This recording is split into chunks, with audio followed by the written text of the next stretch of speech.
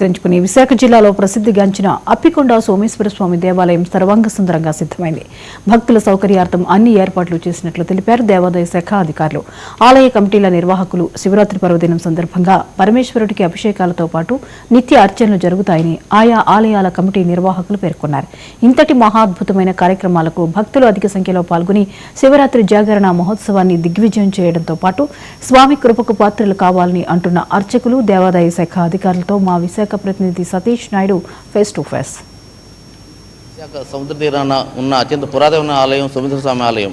అప్పికొండలో ఉన్న ఈ ఆలయానికి ఎటువంటి పురాతన చరిత్ర ఉంది, రేపు శివరాత్రి సందర్భంగా ఎటువంటి ఏర్పాట్లు చేస్తున్నారు, ఈ ఆలయం ప్రత్యేక గురించి ముందు నాగరాజు పొందర గారు అంతా ఉన్నారు, ఆయన అడిగి తీసుకున్నాం. స్వామి చెప్పండి, ఈ ఎంత పురాతనమైన ఆలయం అన్నారు, దీనికి అసలు ఆలయం చరిత్ర సార్ చెప్పండి. నమస్కారం అండి, నా పేరు చదువుల నాగరాజు.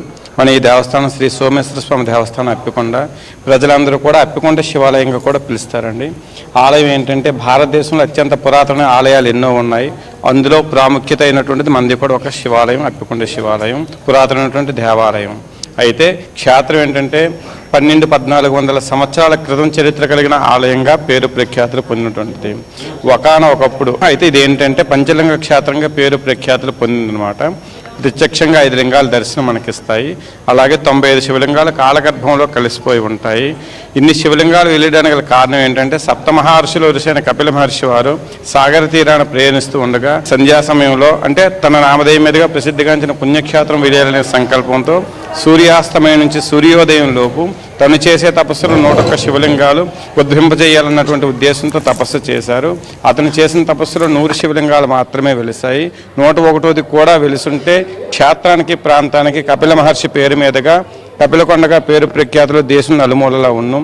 ఆ 100 వెలిసి ఒక్క శివలింగం వెళ్ళలేదన్నటువంటి కోపోగ్రతుడై ఇటువంటిది కపిలకొండగా పేరు ప్రఖ్యాతులు పొందకూడదు, అప్పుకొండగా మిగిలిపోవాలని శపించారు. నాడు అప్పుకొండ క్రమేపీ అప్పుకొండగా పిలువబడుతుంది. అతను చేసిన తపస్సులో మొట్టమొదటి వెలిసినటువంటిది అంతరాలయంలో ఉన్నటువంటి శివలింగం. దానికి మరి సోమేశ్వరుడిగా నామకరణం చేసి మిగిలినటువంటి 99 లింగాలకి 99 నామధులు ప్రతిష్ఠించి తను ఉన్నంతకాలం నుండి తన త్రోవం తను వెళ్ళిపోగా కాలక్రమేణా 95 శివలింగాలు ఆనాటి కాలంలోనే 95 కాలగర్భంలో కలిసిపోయాయి. 5 శివలింగాలు బయట ఉన్నాయి. అందులో ఒక శివలింగం విరిగిపోయి ఆనాటి కాలంలోనే విచ్ఛిన్నం అయిపోయి విరిగిపోయి ఉన్నది.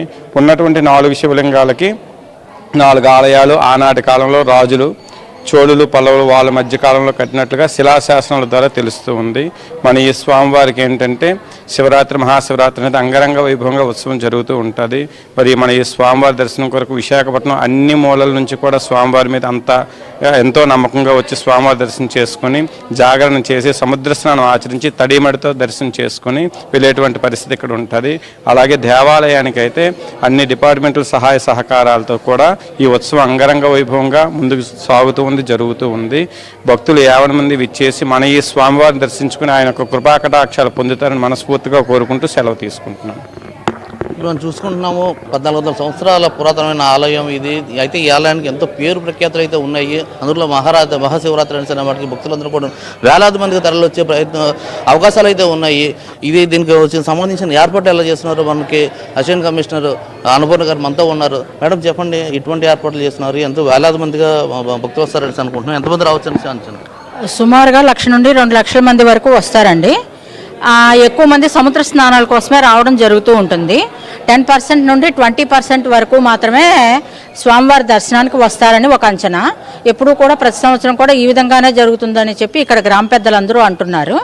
ఇక్కడ జోనల్ కమిషనర్ గారి సహాయ సహకారాలతోటి, ఇక్కడ ప్రజాప్రతినిధుల సహాయ సహకారాలతోటి వచ్చిన భక్తుల సౌకర్యం కోసము మంచినీటి ఫెసిలిటీ ఏర్పాటు చేశాము. వచ్చిన భక్తులందరికీ కూడాను వచ్చిన వాళ్ళకి బిస్కెట్స్, పాలు ఏర్పాటు చేశాము. వాళ్ళకి ఏ విధమైన ఇబ్బంది కలగకుండా, ఎండకి కానీ వేటికి ఇబ్బంది కలగకుండా షామియానాలు, టెంట్లు, ఎలక్ట్రికల్ డెకరేషను, అలాగే సముద్ర స్నానాలకు వెళ్ళే వాళ్ళ సౌకర్యం కోసం అనేసి హెచ్చరిక బోర్డులు అన్నీ కూడా ఏర్పాటు చేయడం జరిగింది. కాబట్టి భక్తులందరూ కూడా వచ్చి శ్రీ సోమేశ్వర స్వామివారిని దర్శనం చేసుకుని కృతార్థులవుతారని ఆశిస్తున్నాం. ఇది మనం చూసుకున్నట్లయితే అత్యంత పురాతనమైన ఆలయం. శివరాత్రి రోజు జాగరణ చేసి ఉదయాన్నే సముద్ర స్నానం చేస్తే ఒక మంచిదని అంటూ చేసుకుంటారు. ఇక్కడ దర్శనానికి కానీ అన్ని ఏర్పాట్లు కూడా చేసిన సందర్భంగా అనిపిస్తుంది. చుట్టుపక్కల నుంచి వచ్చే దాదాపు 1,00,000 నుంచి 2 లక్షల మంది వస్తారు అనే అంచనా అయితే వేస్తున్నారు. దాని తగ్గట్లు అన్ని ఏర్పాట్లు కూడా చేస్తున్నట్లు కూడా ఆలయ నిర్వాహకులు కావచ్చు, ఏడీ కానీ మన ఏసీబీ గారు కూడా అన్ని కూడా సహకారాలు బాగా అందిస్తున్నారు. అన్ని ఏర్పాట్లు కూడా చేస్తామని తెలుపుతున్న నేపథ్యం కనిపిస్తూ ఉంది. కెమెరామెన్ మురళితో సతీష్ నాయుడు, 99 టీవీ, విశాఖ.